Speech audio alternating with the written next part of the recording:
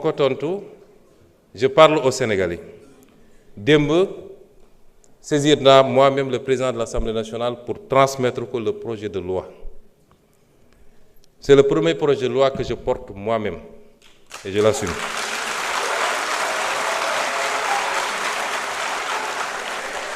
dañu wax ni li tax criminaliser ñu ko loolu ñi mu intéressé woon ñu koy xeex mën nañ ci waxtaan ku mu intéressé wul woon démb tey amoo droit wax ci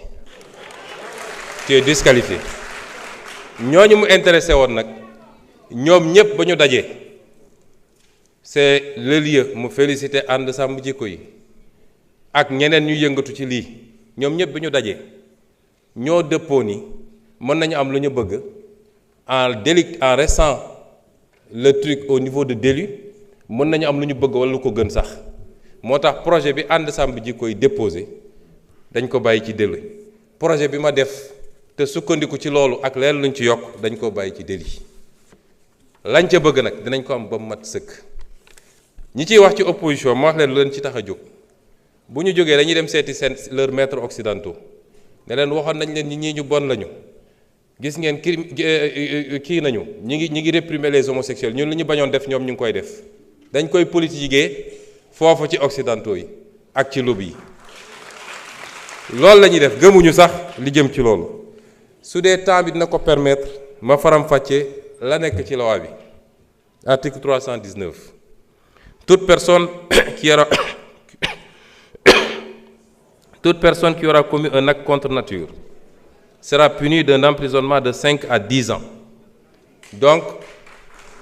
et d'une amende de 2 millions à 10 millions de francs loolu la ñu wax sans préjudice des autres peines. Si l'acte est commis avec un mineur, le maximum de la peine sera prononcé. Le juge ne pourra prononcer le sursis, ni réduire l'emprisonnement au-dessous du minimum de la peine prévue à l'alinéa 1 du présent article. loolu verrouillé nañu juge bi ba moom ci boppam mënatul bàyyi nit mu dem ni mu tuuti 5 ans yi dina ko wax ni mu tuuti kon loolu soxlawoo criminaliser pour am ko ñu tekki ni tout acte sexuel ou à caractère sexuel entre deux personnes de même sexe constitue un acte contre nature ñu définir ko mësuñu koo définir tout acte sexuel ou à caractère sexuel entre deux personnes de même sexe ou tout acte sexuel à caractère sexuel commis par une personne de l'un ou l'autre sexe sur un cadavre humain ou un animal. Toute personne qui aura fait par l'un des moyens énoncés à l'article 248 l'apologie d'un acte visé à l'alinéa 3 du présent article sera punie d'un emprisonnement de 3 ans à 7 ans et d'une amende de 500 000 à 5 millions. loolu newuloon ci loi bi weesu mooy apologie man bi may nekk député ànd sàmm jikko bi ñëw gis ma dama leen ne loi bi ni ngeen ma ko andilee doyaguma parce que une loi ne doit pas créer de l'insécurité juridique te loolu dinaa ci dellu si ma ne leen en tant que député du ma ko wote moo tax boobu wotewu ma ko woon suñ ko toggaatee nag ba mu mel ni mu war a mel kenn du ma ci njëkk ñu tegaat ni kon apologie bi ñay def la ñuy def dugg ci internet bi wala góor yu daje sol seen marinière def seeni truc am na ku ma ne ndax taaje boon bokk na ci loolu la ñu wax ne loolu bokkatuñu ensuite ñu ne constitue l'apologie d'un acte contre nature toute représentation publique par la parole, l'écrit, l'image, le geste, le son ou par tout autre procédé quelconque tendant à promouvoir l'homosexualité, la bisexualité, la transsexualité, la zoophilie, la nécrophilie ou toute autre pratique assimilée. foofu dañu am na ñu jàpp ne dañoo def dugal ci ay détails homosexualité dafa ëmb lépp bu dee bu jigéen bi la ñuy wax lesbianisme bu dee bu góor ñu ne gay wala xam lan donc su ñu nee homosexualité yóbbu na loolu yépp ñu ne toute personne qui aura financé ou appuyé le financement mosu cee bokk parce que xam nañ ni li gën a aggraver affaire bi mooy xaalis bu bëri bi ci gars yi di distribuer ci la ñuy appatee xale yu bëri ba ñooñu mujj nekk nag ay habitués li ñu wax ci feebar bi beneen affaire la yeneen loi ñoo ko criminaliser yeneen loi ñoo ko pénaliser kuy transmettre feebar volontairement am na yeneen loi yu ko pénaliser loolu du rek diggante ñi ñuy tuddee borom ñaari tur yi waaye diggante hétérosexuel sax nit mun na dem di transmettre volontairement moo xam góor la moo tax jigéen la moo tax il faut ñu détacher ko ñu ne donc Toute personne qui aura financé ou appuyé par quelque moyen que ce soit une personne, un groupe ou une activité en vue de promouvoir ou de magnifier l'homosexualité, la bisexualité, la transsexualité, la zoophilie, la nécrophilie ou toute autre pratique assimilée sera punie des peines prévues à l'alinéa 5 du présent article. Toutefois, n'entrent pas dans le champ d'application du présent article les actes accomplis par les structures et organisations de santé dûment agréées dans le cadre des politiques de santé. Loolu tam dafa am ñoo xam ne seen liggéey ci loolu la màcc ñooñu mënuñ leen boole ci loi bi may profité nag di wax ak nit ñi li xew ci réew mi rafetul nekk di génne ay bulletins de santé jàmbur le statut sérologique des gens ñooñu léeg-léeg dañoo am njaboot seeni doom ñemeetuñu dem école ce qui se passe dans ce pays-là est inadmissible. Instruction, secret de l'instruction amatul diggante enquête bi parquet juge d'instruction tous les PV sont dans la rue kan moo jox nit sañ-sañ mu ne diw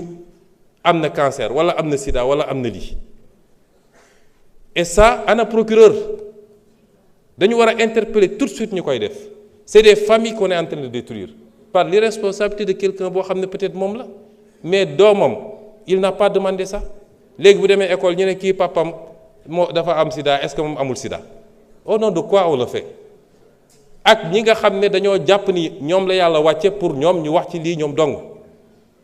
am na ci ñu jàmbaar macha allah am na ci ñu ëppal moo tax am na ci kenn koo xam ne bi ma déggee ñu ne jox nañ ko sécurité dama ne ministre de l'Intérieur dama jëli sécurité bi parce que kenn sant ko muy génne ay liste di jox ay turu jàmbur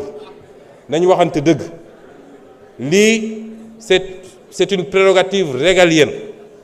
état ak ses structures ñoo koy gérer waaye xam naa liste beeg te suñu la nee andil preuve doo ko andil loolu tegul fenn nañu bàyyi loolu. ñu teg ci ni les personnes déclarées coupables des infractions prévues par le présent article seront privées des droits énumérés à l'article 34 du présent code pour une période de 10 ans à compter du jour où les peines principales sont devenues définitives. On parle ici de perte de droits civiques. Toute personne, moi je me donne wax léegi,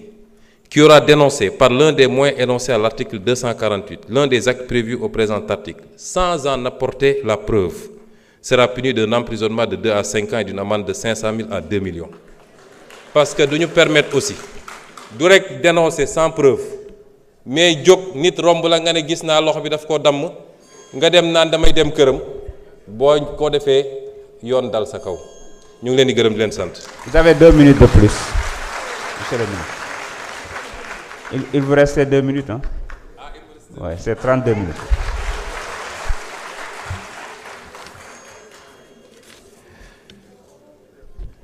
kon lii li ma ci wax léegi rek dafa am loo xam ne nag bu ko ab réew bëggee parce que lii réew mi yépp jàngu bi jullit ñi ba ci bois sacré bi ñépp a ci daje ñépp a ci dëpp ay at ñu koy wax ay nit ŋànk fi réew mi ne duñ ko def président bi fi jógee dafa musa taxaw ñu laaj ko ci tubaab bi mu ne c'est un fait de société ci laa ne woon c'est pas un fait de société parce que boo ko delloo ci société bi régleel ko boppam mooy ku nekk jóg ne maa ngi koy faji la société c'est l'État avant tout donc État bi moo war a jël responsabilité te bañ cee ragal nag te loolu ma ciy lancer un appel aux Sénégalais bañ koy présenter keroog ci benn bërëb dafa am kenn ci kilifa yu ñuy liggéeyal ne le moment n'est pas bon ndax lii ñoom seen lobby dañoo am doole ak fi ñu toll nii mun nañu dem ci FMI ci fii dégg nga maam def seen lobbying affaire yi ma ne ko ana yàlla ana peuple sénégalais waaye nag peuple boobu laay waxal ku ñaan am ay dirigeants yu souverain ñeme li ñuy def jiital seen réew da ngeen di def bloc derrière ces dirigeants là parce que fu la àdduna yépp songe